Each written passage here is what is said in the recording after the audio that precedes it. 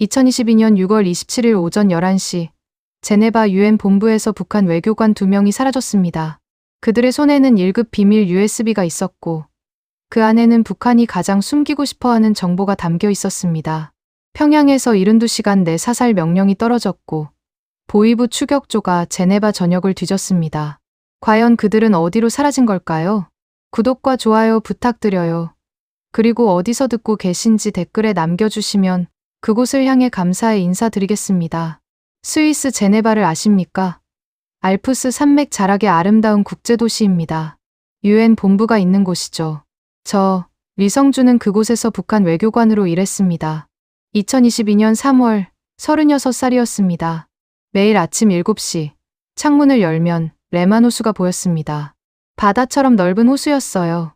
아침 햇살에 반짝이는 물결, 멀리 보이는 알프스 만년설. 아름다웠습니다.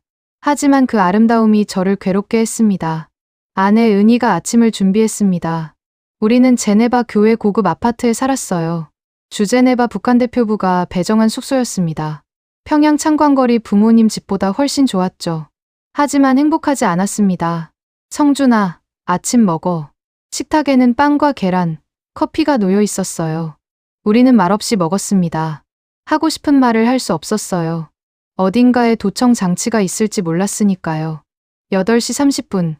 검은색 메르세데스 벤츠가 기다렸습니다. 운전기사 박철민 동무는 보위부 파견원이었어요. 우리를 감시하는 사람이었습니다. 레만 호수를 끼고 도는 20분 출근길. 창밖으로 조깅하는 사람들이 보였습니다. 평화로웠어요. 오늘 인권위사회 회의가 있습니다. 박 동무가 말했습니다. 가슴이 무거워졌어요. 인권위사회에서는 늘 북한 이야기가 나왔습니다. 저는 그걸 거짓이라고 반박해야 했죠. 차는 팔레데 나시옹 앞에 멈췄습니다. 유엔 제네바 사무국 본부였어요. 100년 된 웅장한 건물이었습니다. 북한 대표부 사무실은 3층이었죠. 직원 10명이 일하고 있었습니다. 성준 동무. 준비는 됐나? 조철수 대사님이 물었습니다. 60대 초반, 최고 책임자였어요. 네. 대사 동무. 손이 떨렸습니다. 서류 가방에는 북한 인권 결의안 반박 연설문이 들어 있었어요. 새벽 2시까지 작성한 문서였습니다. 10시, 인권위사회 회의장에 들어갔습니다. 각국 대표단이 앉아 있었어요. 유엔 북한인권특별보고관 킨타나 박사가 연단에 올랐습니다. 북한의 인권 상황은 여전히 심각합니다. 정치범 수용소에 10만 명 이상이 수감되어 있고 공개 처형이 계속되고 있습니다. 탈북자들의 증언이 이어졌어요. 수용소 고문, 강제 노동, 아사자들. 저는 고개를 저었습니다. 거짓이라고 믿으려 했어요. 하지만 가슴이 불편했습니다. 평양에서 배급 끊기는 것도 봤고 장마당 굶주린 아이들도 봤으니까요. 저녁에 은희가 김치찌개를 끓였습니다. 평양에서 가져온 김치로 만든 찌개였어요. 고향 맛이었죠. 평양 생각나지? 응. 부모님 생각도 나고 벌써 1년째 부모님을 보지 못했습니다. 외교관은 3년 임기를 마쳐야 귀국할 수 있었어요. 밤 11시 잠자리에 들었습니다. 은희는 금방 잠들었지만 저는 잠이 오지 않았어요. 오늘 회의에서 들었던 증언이 떠올랐습니다. 정말 다 거짓일까? 창문 밖 제네바 야경이 반짝였습니다. 아름다웠어요. 하지만 저는 행복하지 않았습니다. 특권이라고 생각했습니다. 외교관이 되어 해외에 나온 것, 좋은 집에서 사는 것, 평양 사람들이 부러워할 삶이었죠. 하지만 이건 특권이 아니었습니다. 더 정교한 감옥이었어요. 황금 새장 속의 새처럼 저는 자유롭지 못했습니다. 매일 감시당하고 진실을 거짓으로 바꿔 말해야 하는 삶. 그날 밤 저는 처음으로 생각했습니다. 이렇게 살아도 되는 걸까? 그 일은 3월 23일에 일어났습니다. 평생 잊을 수 없는 날이었어요. 인권위사회 회의장, 탈북자가 직접 증언하는 날이었습니다. 회의장 문이 열렸습니다. 한 여성이 들어왔어요. 40대 중반, 야윈 얼굴에 강렬한 눈빛이었습니다. 저는 이현숙이라고 합니다. 북한 억양이 선명했어요. 함경도 사투리였습니다. 제 고향 말투였죠. 가슴이 철렁했습니다. 저는 요덕 15호 관리소에서 8년을 살았습니다. 정치범 수용소였습니다. 등에서 식은땀이 났어요. 아버지가 중국 다녀왔다는 이유로 가족 전체가 끌려갔습니다. 제가 12살 때였어요. 그녀의 목소리가 떨렸습니다. 하루 16시간 일했습니다. 옥수수죽 한 그릇이 전부였어요. 겨울엔 쥐를 잡아먹었습니다. 쥐도 없으면 나무 껍질을 먹었어요. 회의장이 조용했습니다. 숨소리만 들렸어요. 오빠는 16살에 영양실조로 죽었습니다. 동생은 탈출 시도했다가 공개 처형 당했어요. 14살이었습니다. 제가 보는 앞에서 동생이 그녀의 목소리가 끊겼습니다. 여기저기서 훌쩍이는 소리가 들렸어요. 어머니는 그 후 미쳐버렸습니다. 2년 후에 돌아가셨어요. 지금 이 순간에도 수용소에서 사람들이 죽어가고 있습니다. 제발 도와주십시오. 박수가 터져 나왔습니다. 우레와 같은 박수였어요. 저는 박수를 칠 수 없었습니다. 손이 얼어붙었습니다. 성준 동무. 답변 준비. 조철수 대사님이 제 어깨를 쳤습니다. 반박 연설을 해야 했어요. 어젯밤 준비한 연설문이 있었습니다. 날조, 정치 선동, 제국주의 음모, 평양 지침대로 작성한 문서였죠. 저는 일어났습니다. 연단으로 걸어갔어요. 마이크 앞에 섰습니다. 서류를 펼쳤습니다. 손이 떨렸어요. 조선민주주의인민공화국을 대표하여 말씀드립니다. 떨리는 목소리였습니다. 방금 들은 증언은 이현숙 씨가 저를 보고 있었습니다. 그 눈빛이 저를 꿰뚫었어요. 왜 거짓말을 하느냐고 묻고 있었습니다. 우리 공화국에는 정치범 수용소가 없습니다. 거짓말이었습니다. 저도 알고 있었어요. 함경도에 수용소가 있다는 거요. 인권은 우리 공화국의 최우선 가치입니다. 또 거짓말이었습니다. 목이 막혔어요. 연설을 마치고 화장실로 뛰어갔습니다. 변기에 엎드렸어요. 토할 것 같았습니다. 아무것도 나오지 않았어요. 그날 밤 집에서 은희가 물었습니다. 오늘 증언, 진짜일까? 작은 목소리였습니다. 모르겠어. 우리, 뭘 하고 있는 걸까? 은희의 목소리가 떨렸어요. 저는 대답하지 못했습니다. 우리는 외교관이었습니다. 체제를 옹호하는 게 일이었어요.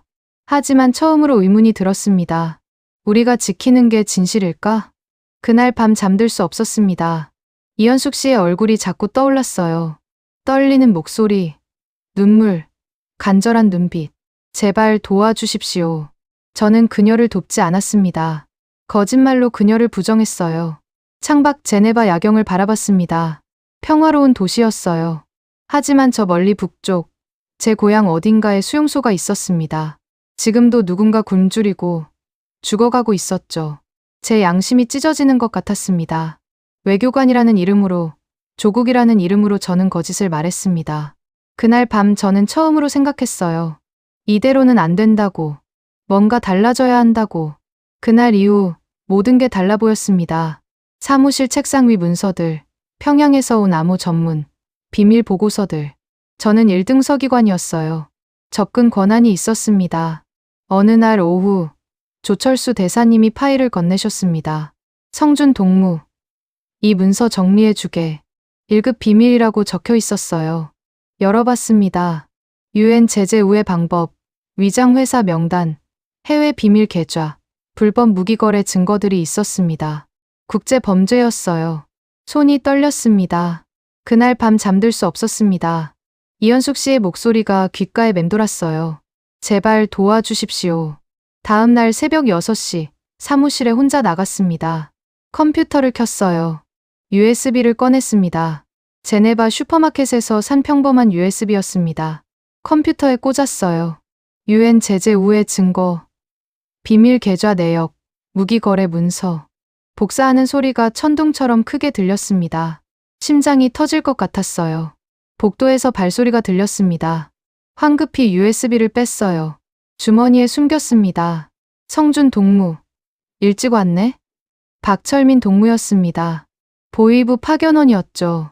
네. 할 일이 있어서요. 떨리지 않으려 애썼습니다. 열심히들 하시네. 박 동무가 웃었습니다. 하지만 눈은 웃지 않았어요. 의심하는 눈빛이었습니다. 그날 저녁 생활총화가 있었습니다. 매주 토요일 대표부 직원들이 모여 서로를 비판하는 시간이었어요. 서로 감시하고 고발하는 자리였습니다. 제 차례가 됐습니다. 저는 인권위사회 연설 때 동요했습니다. 적들의 선전에 흔들렸습니다. 반성합니다. 앉았습니다. 주머니 속 USB가 뜨겁게 느껴졌어요. 성준 동무. 인권위 사회 이후 표정이 안 좋더군. 무슨 일 있나? 박 동무가 물었습니다. 아닙니다. 괜찮습니다. 거짓말이었습니다. 집에 돌아와 은희에게 말했습니다. 은희야, 우리 이대로 살 수 없을 것 같아. 작은 목소리였어요. 나도 그래. 은희의 눈에 눈물이 고였습니다. 무서워. 하지만 이대로는 못 살겠어. 매일 거짓말하고, 감시당하고, 위험해. 적발되면, 평양 부모님도. 알아. 하지만 이대로는 안 돼. 우리 둘 다 알고 있었습니다. 탈북이 무엇을 의미하는지요. 천천히 준비하자. 신중하게. 은희가 고개를 끄덕였어요. 그날 밤부터 조금씩 문서를 복사했습니다. 새벽에 혼자 출근해서 늦은 밤 홀로 남아서 USB에 담았어요. 외무성 기밀, 불법 거래 증거, 비자금 내역. 한 달이 지났습니다. USB는 무거워졌어요. 어느 날 밤, 레만 호수를 산책했습니다. 은희와 함께였어요.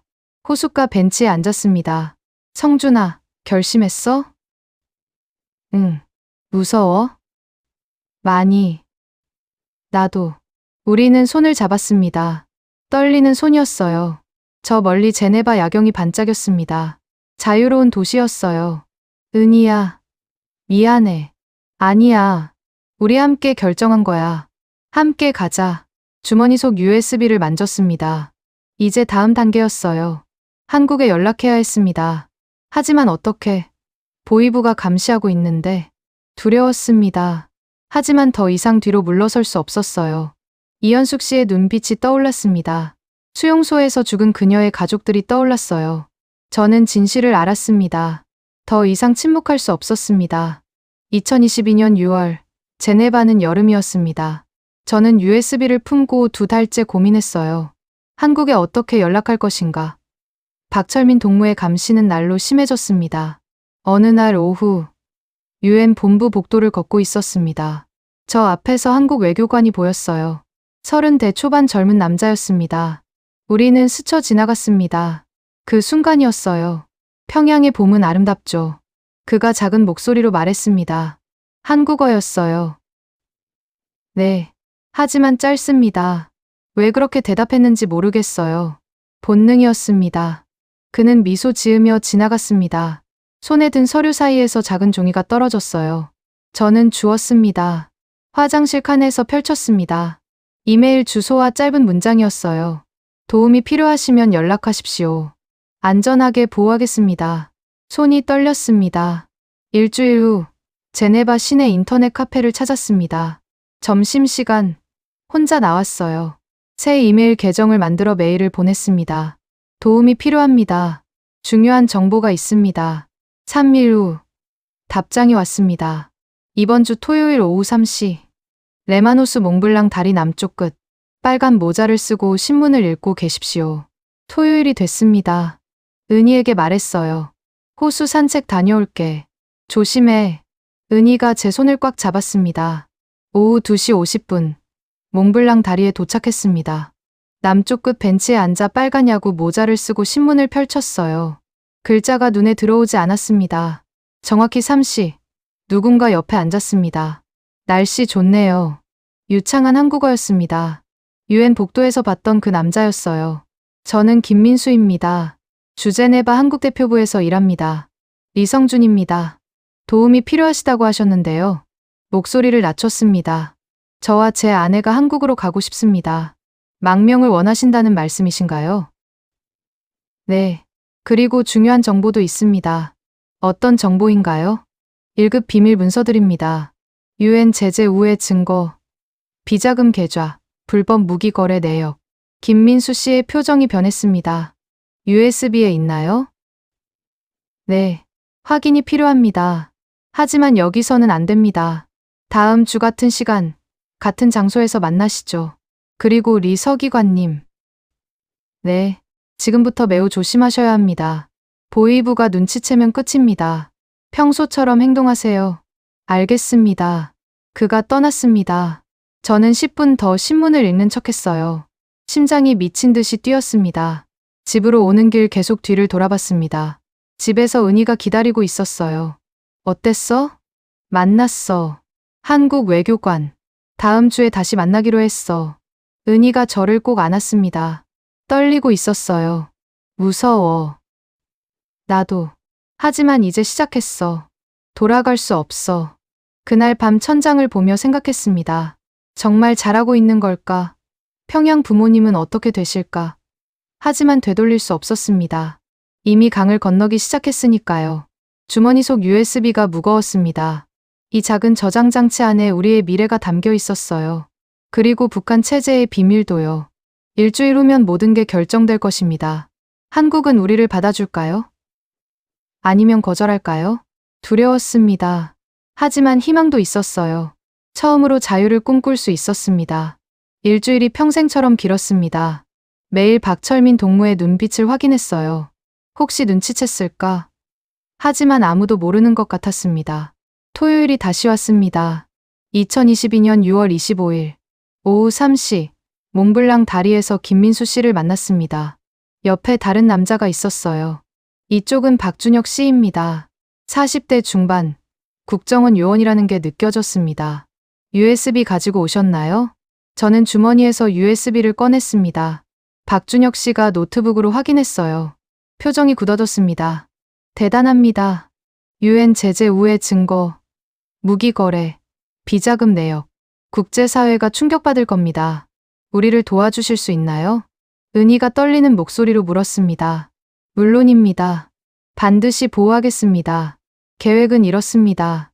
박준혁 씨가 설명했습니다. 다음 주 화요일, 이틀 후입니다.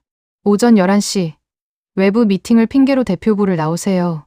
제네바 시내 생피에르 성당 앞에서 만나겠습니다. 거기서 스위스 경찰서로 갑니다. 공식 보호를 요청하는 겁니다. 스위스가 도와줄까요? 이미 협조를 요청했습니다. 그날 저녁 프랑스로 이동, 파리 한국 대사관에서 망명 신청합니다. 심장이 뛰었습니다. 이틀만 버티면 됩니다. 평소처럼 행동하세요. 절대 티 내지 마세요. 집으로 돌아왔습니다. 그날 밤 잠들 수 없었어요. 월요일이 왔습니다. 평소처럼 출근했습니다. 박철민 동무가 제 옆을 지나갔어요.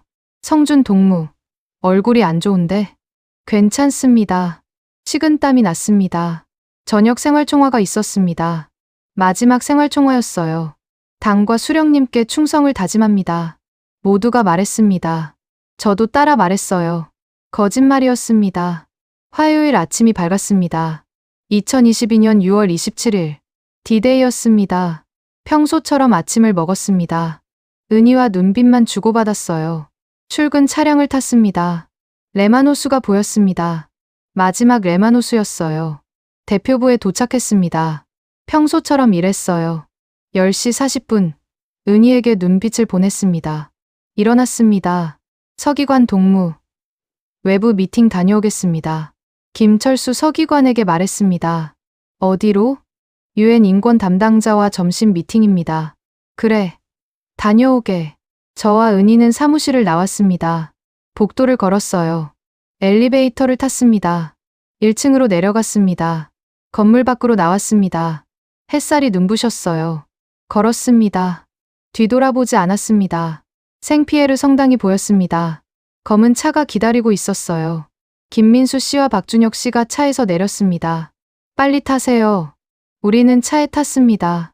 차가 출발했어요. 해냈습니다. 이제 안전합니다. 박준혁 씨가 말했습니다. 창밖으로 제네바 시내가 지나갔습니다. 저는 은희의 손을 잡았어요. 눈물이 났습니다. 고생했어요. 두 분 모두. 김민수 씨가 말했습니다. 우리는 울었습니다. 자유를 향한 첫걸음이었어요. 북한 대표부를 나온 지 20분. 평생의 결정을 한 순간이었습니다. 돌아갈 수 없는 강을 건넜습니다. 차는 스위스 경찰서로 향했습니다. 저 멀리 알프스 산맥이 보였어요. 아름다웠습니다. 처음으로 진짜 아름답다고 느꼈습니다. 이제 우리는 자유를 향해 가고 있었으니까요. 평양에 계신 부모님 얼굴이 떠올랐습니다. 미안했어요. 하지만 이 길밖에 없었습니다. 고맙습니다. 정말 고맙습니다. 제가 말했습니다. 목이 메었어요. 아닙니다. 용기를 내주셔서 고맙습니다. 박준혁 씨가 대답했습니다. 우리는 새로운 삶을 향해 가고 있었습니다. 차는 제네바 경찰서로 향했습니다. 박준혁 씨가 경찰과 이야기한 후 우리를 불렀어요. 들어오세요. 작은 방으로 안내됐습니다. 경찰관이 영어로 물었습니다. 망명 신청을 하시는 겁니까? 네. 그렇습니다. 스위스는 인도주의 원칙을 따릅니다. 보호하겠습니다. 서류를 작성했습니다. 이름, 생년월일, 직책, 모든 걸 정직하게 적었어요. 오후 2시쯤 전화가 왔습니다. 북한 대표부였어요. 조철수 대사님의 목소리였습니다. 리성준 동물을 내놓으시오. 고함이었습니다. 그들은 스위스 정부의 보호 아래 있습니다. 자발적 망명입니다. 경찰관이 차분하게 대답했어요. 불법입니다. 외교관 특권은 개인 의지를 강제할 수 없습니다. 전화가 끊겼습니다. 저는 은희의 손을 잡았어요. 오후 6시 프랑스로 이동했습니다. 경찰 호위 차량이 앞뒤로 따라왔어요. 20분 후 국경 검문소가 보였습니다. 경찰이 우리 차를 그냥 통과시켰어요. 국경을 넘었습니다. 김민수 씨가 말했습니다. 프랑스 땅이었어요. 북한 대표부가 손 쓸 수 없는 곳이었습니다. 1시간 후 페르네 볼테르라는 작은 도시 호텔에 도착했습니다. 오늘 밤은 여기서 쉬세요. 내일 아침 파리로 갑니다. 방에 들어갔습니다. 은희가 침대에 주저앉아 울기 시작했어요. 해냈어. 우리 해냈어. 저도 울었습니다. 그날 밤 평양 부모님 생각이 났습니다. 지금쯤 소식을 들으셨을까? 다음 날 아침 일찍 출발했습니다. 차로 파리까지 5시간이었어요. 오후 2시 파리에 도착했습니다. 에펠탑이 보였어요. 한국 대사관은 생강변에 있었습니다. 차는 대사관 정문으로 들어갔어요. 환영합니다. 대한민국 파리 대사관입니다. 이곳은 대한민국 영토입니다. 그 말에 눈물이 났습니다. 대한민국, 우리 땅이었어요. 회의실로 안내됐습니다. 국정원 파견팀이 기다리고 있었어요. 가져오신 USB를 확인했습니다. 한 요원이 노트북을 열었습니다. 놀랍습니다. UN 제재 우회 계좌 30개, 무기거래 증거, 해외 비자금 5억 달러 내역, 국정원도 몰랐던 정보들입니다. 이 정보로 뭘 할 수 있나요? 국제사회에 공개하겠습니다. UN 안보리에 제출하고 대북 제재 강화 근거로 쓰겠습니다. 두 분이 큰 기여를 하신 겁니다. 가슴이 뜨거웠습니다. 언제 한국에 갈 수 있나요? 은희가 물었습니다. 내일 모레 특별기로 인천으로 갑니다. 비공개 입국입니다. 이틀만 더 기다리면 됩니다. 그날 밤 대사관 숙소에서 잤습니다. 처음으로 마음 놓고 잘 수 있었어요. 꿈을 꿨습니다. 평양에 계신 부모님이 나왔어요. 아버지가 말씀하셨습니다. 잘했다. 자유롭게 살아라. 꿈에서 깨어났습니다. 눈물이 흘렀어요. 창밖으로 파리 야경이 보였습니다. 불빛이 반짝였어요. 자유로운 도시였습니다. 이틀 후면 한국입니다. 우리의 새로운 집, 대한민국이었어요. 두렵기도 했지만 희망이 더 컸습니다. 이제 진짜 자유를 누릴 수 있을 것 같았습니다. 은희가 잠들어 있었습니다. 평온한 얼굴이었어요. 저는 그녀의 손을 잡았습니다. 함께 여기까지 왔습니다. 앞으로도 함께 갈 것입니다. 고맙다고, 사랑한다고 말하고 싶었습니다. 하지만 말 대신 그녀의 손을 꼭 쥐었어요. 이틀 후, 2022년 6월 30일, 파리 한국 대사관을 출발했습니다. 특별기였습니다. 일반 승객은 없었어요. 우리 부부와 국정원 직원 4명뿐이었습니다. 비공개 입국이었습니다. 비행기가 이륙했습니다. 파리가 멀어졌어요. 제네바도, 레마노스도 모두 멀어졌습니다. 12시간을 날았습니다. 계속 생각했어요. 한국은 어떤 곳일까? 7월 1일 새벽, 인천공항에 도착했습니다. 창밖으로 한국 땅이 보였어요. 눈물이 났습니다. 대한민국에 오신 걸 환영합니다. 기내 방송이었습니다. 같은 한국어였지만 북한 억양과 달랐어요. 특별 게이트로 내렸습니다. 국정원 차량이 기다리고 있었어요. 차는 경기도로 향했습니다. 북한 이탈 주민보호센터라는 곳이었어요. 여기서 3개월간 조사를 받으시게 됩니다. 깨끗한 방으로 안내됐습니다. 저와 은희만 남았어요. 여기가 한국이야. 응. 창문으로 여름 햇살이 보였습니다. 평양과 비슷하지만 다른 느낌이었어요. 조사가 시작됐습니다. 매일 아침 9시부터 오후 5시까지였어요. 탈북 동기를 말씀해 주세요. 북한 체제의 환멸을 느꼈습니다. 유엔 인권위사회에서 탈북자 증언을 듣고 각성했어요. 가족은 평양에 부모님이 계십니다. 가슴이 아팠습니다. USB 정보에 대해 설명해 주세요. 1년간 복사한 1급 비밀 문서들입니다. 유엔 제재 우회 증거, 무기 거래, 비자금 내역입니다. 이 정보로 대북 제재가 강화될 겁니다. 조사는 꼼꼼했지만 친절했어요. 고문도 협박도 없었습니다. 식사도 잘 나왔어요. 이곳이 한국이었습니다. 3개월이 지났습니다. 조사가 끝났어요. 보호 대상자로 결정됐습니다. 다음 주부터 하나원으로 가시게 됩니다. 하나원, 탈북자 정착 교육 시설이었습니다. 9월 초, 하나원에 도착했습니다. 경기도 안성이었어요. 환영합니다. 직원들이 웃으며 맞아줬습니다. 따뜻했어요. 교육이 시작됐습니다. 민주주의, 시장경제, 법률, 취업. 매일 배웠어요. 컴퓨터 사용법, 은행 이용법, 마트 이용법까지 배웠습니다. 신용카드는 이렇게 쓰는 겁니다. 편의점은 24시간 열려 있어요. 모든 게 신기했습니다. 다른 탈북자들도 있었습니다. 함경도에서 온 분, 중국을 거쳐 온 분, 모두 다른 사연이 있었어요. 저는 장마당에서 장사하다 왔어요. 저는 군인이었습니다. 밤마다 이야기를 나눴습니다. 모두 힘든 길을 걸어왔지만 희망이 있었어요. 3개월이 지났습니다. 2022년 12월, 하나원을 수료했습니다. 축하합니다. 이제 대한민국 국민으로 새 삶을 시작하세요. 정착 지원금을 받았습니다. 임대 아파트도 배정받았어요. 서울 강북구 작은 아파트였습니다. 그날 밤 새집 창문으로 서울 야경을 봤습니다. 불빛이 반짝였어요. 자유로운 도시였습니다. 이제 우리의 집이었어요. 은희야. 응? 우리 해냈어. 정말 해냈어. 응. 고마워. 뭐가? 함께 와줘서. 우리는 껴안았습니다. 울었어요. 기쁨의 눈물이었습니다. 오랜 여정이 끝났습니다. 새로운 시작이었어요. 평양 부모님 생각이 났습니다. 보고 싶었어요. 언젠가 만날 수 있을까? 통일이 되면 만날 수 있을까? 희망을 가졌습니다. 저는 USB 생각을 했습니다.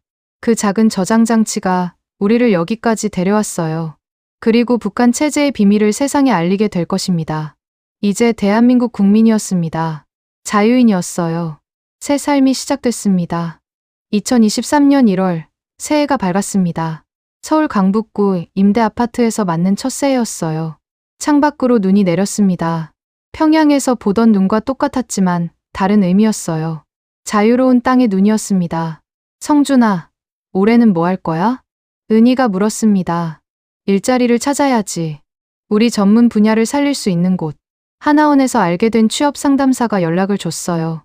외교안보연구원에서 연구원을 모집한다고 합니다. 북한 전문가를 찾는다네요. 가슴이 뛰었습니다.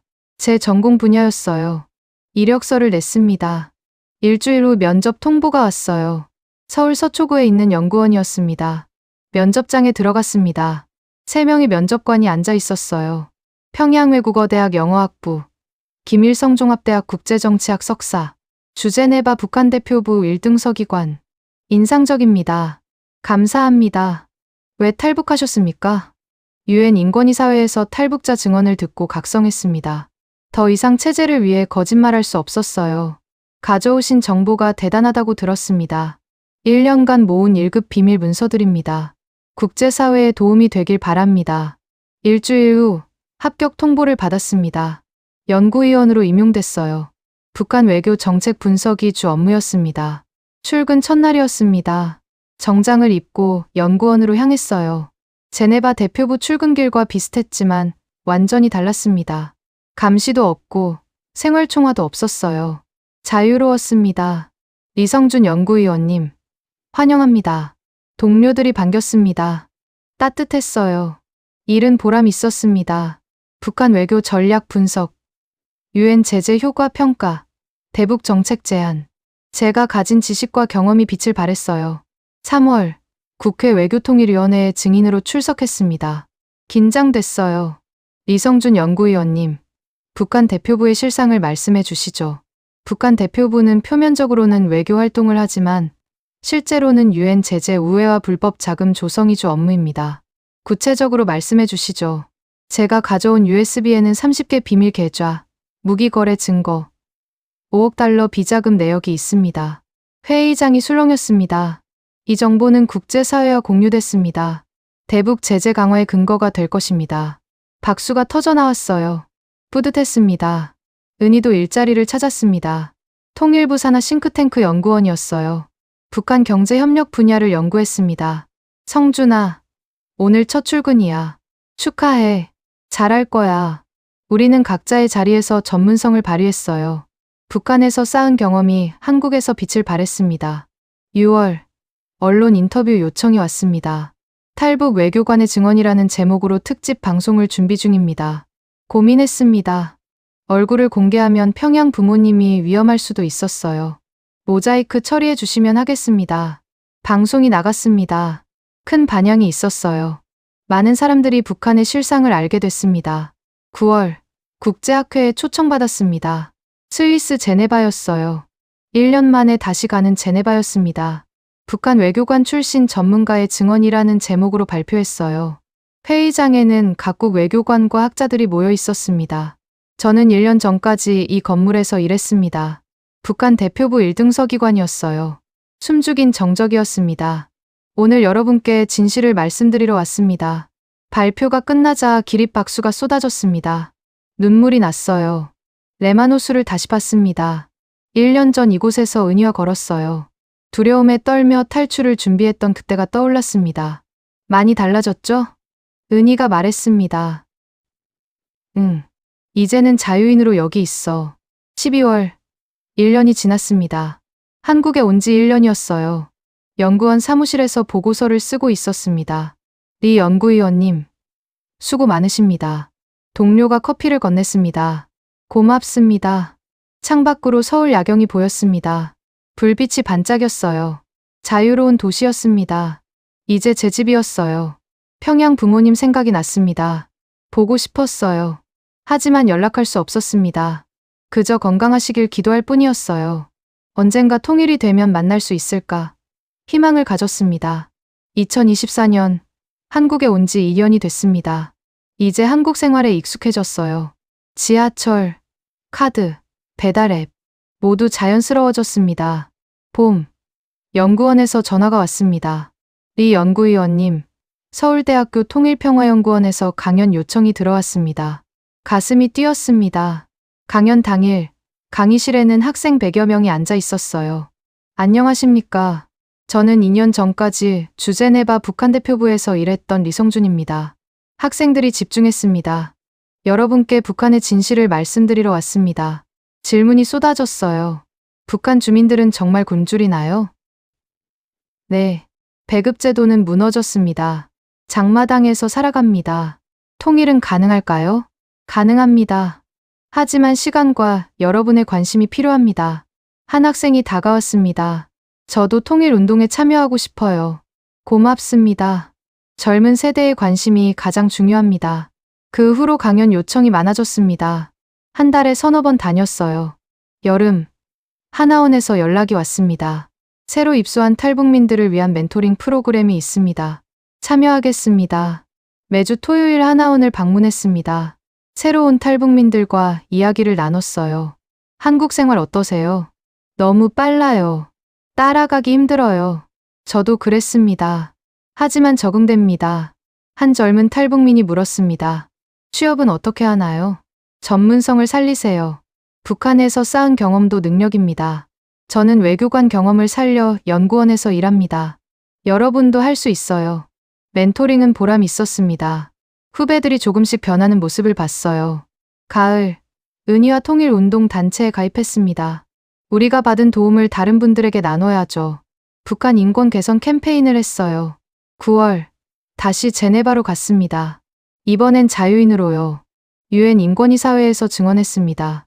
저는 2년 전 이 자리에서 거짓말을 했습니다. 탈북자 증언을 부정했어요. 오늘은 진실을 말하러 왔습니다. 회의장이 조용해졌습니다. 북한에는 정치범 수용소가 있습니다. 10만 명 이상이 수감되어 있어요. 제가 가져온 문서가 그 증거입니다. 박수가 터졌습니다. 많은 외교관들이 악수를 청했어요. 용기에 감사드립니다. 눈물이 났습니다. 2년 전 이곳에서 거짓말했던 제가 이제는 진실을 말하고 있었어요. 겨울, 크리스마스였습니다. 은희와 함께 후배 탈북민 10명을 집으로 초대했어요. 감사합니다. 명절에 외로웠는데 함께 떡국을 먹었습니다. 이야기를 나눴어요.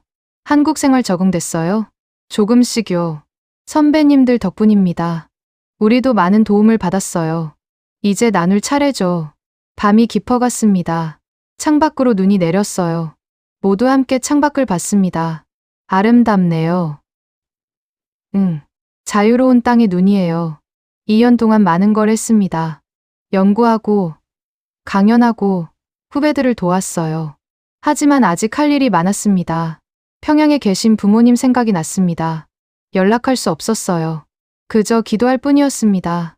부모님, 건강하세요. 언젠가 꼭 만나요. 은희가 제 손을 잡았습니다. 잘하고 있어. 우리. 응. 고마워. 창밖눈은 계속 내렸습니다. 내년에도, 그 다음 해에도 우리는 이 일을 계속할 것입니다. 북한의 진실을 알리고, 후배들을 돕고, 통일을 준비하는 일. 그게 우리가 자유를 얻은 이유였습니다. USB 안에 담았던 진실이 세상에 알려졌습니다. 국제사회는 대북 제재를 강화했어요. 우리의 용기가 작은 변화를 만들고 있었습니다. 아직 갈 길이 멉니다. 하지만 희망이 있었어요. 우리처럼 자유를 찾는 사람들이 늘어나고 있으니까요. 언젠가 북한도 변할 것입니다. 그날까지 우리는 계속 걸어갈 것입니다. 2025년 11월, 현재입니다. 한국에 온 지 3년이 됐어요. 서울에 작은 아파트를 샀습니다. 직접 산 우리 집이었어요. 은희와 함께 꾸민 보금자리였습니다. 연구원에서 책임연구위원으로 승진했어요. 논문도 여러 편 썼습니다. 은희는 싱크탱크 수석연구원이 됐어요. 우리는 각자의 자리에서 전문가로 인정받았습니다. 성준아, 오늘 책 나온대. 3년간 쓴 책이 출판됐습니다. 제네바에서 서울까지였어요. 우리의 탈북 이야기를 담았습니다. 우리 이야기가 누군가에게 희망이 됐으면 좋겠어. 그럴 거야. 책은 반응이 좋았습니다. 특히 젊은 세대가 관심을 가졌어요. 통일을 준비하는 데 도움이 됐습니다.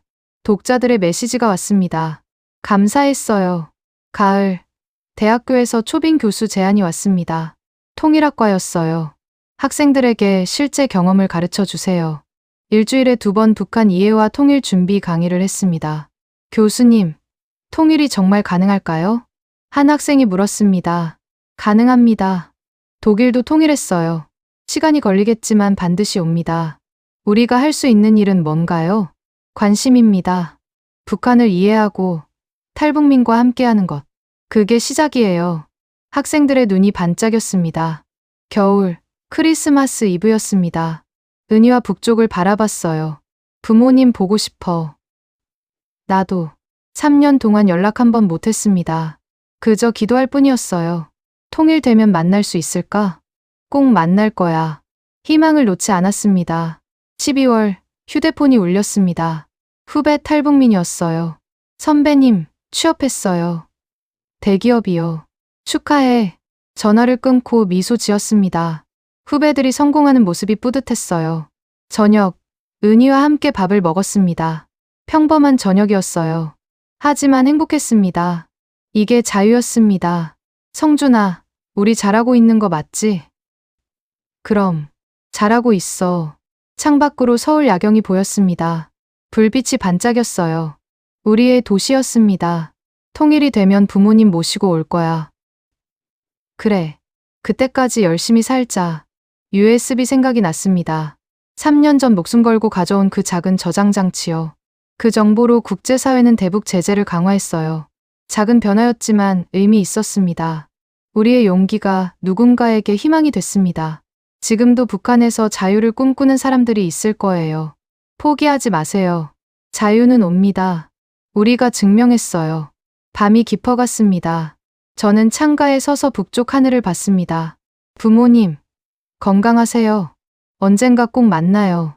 통일된 조국에서요. 별이 반짝였습니다. 같은 하늘 아래 평양도 있었어요. 언젠가 통일이 올 것입니다. 그날까지 저는 이 일을 계속할 거예요. 북한의 진실을 알리고 후배들을 돕고 통일을 준비하는 일. 그게 제가 자유를 얻은 이유입니다. 그게 제가 사는 이유입니다. 3년 전 제네바 레만 호수에서 두려움에 떨던 저와 은희. 지금 우리는 자유롭게 살고 있습니다. 전문가로 인정받고 후배들을 돕고 통일을 준비합니다. 평양에 계신 부모님, 언젠가 통일된 조국에서 다시 만날 그날을 기다립니다. 자유롭고 행복한 대한민국에서 통일된 조국을 꿈꾸며 오늘도 저는 걸어갑니다. 여러분, 포기하지 마세요. 자유는 반드시 옵니다. 감사합니다.